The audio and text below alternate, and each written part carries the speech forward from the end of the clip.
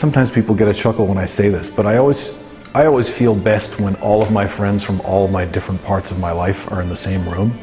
And music at least gives you the opportunity of doing that.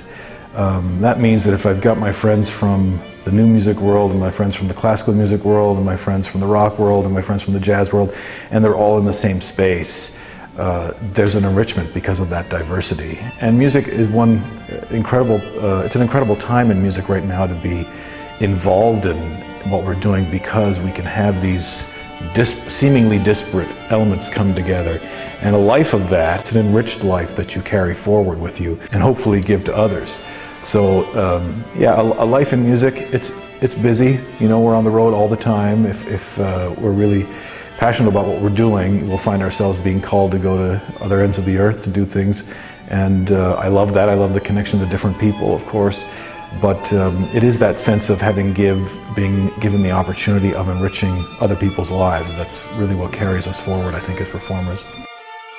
I was born in Newfoundland, and through music, I first left my family home when I was 15 and moved first to the big city of Toronto and studied there for several years, and then lived in a variety of parts of the planet, Madrid, Budapest, London, San Francisco, Vancouver, now living in Montreal. I mean, and people often say to me, because I've had that kind of life where I've lived in, you know, one place for a couple of years, another place for a few years, they say, well, do you miss, let's say, Vancouver? And I always say, no, I don't miss Vancouver, but I miss people. And it's true of all those places that I've lived, I do miss people from there, but those are connections that mean the world to me. I wouldn't give that up for anything.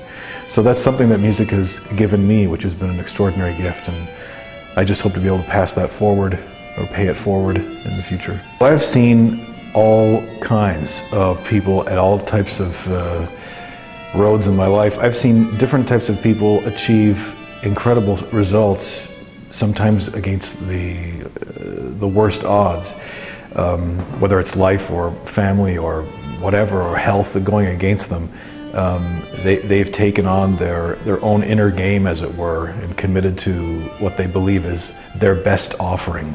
I feel like what students often do when they reach the point of educating themselves in music at an institution, at this point in our world, in this type of culture that we live in, they ask themselves the question, but what do I want? I don't really know what I want, you know, and I try to reframe that question for them to say, you know, what you really want is actually to figure out what it is you have to give, and what that is that feels the best to give.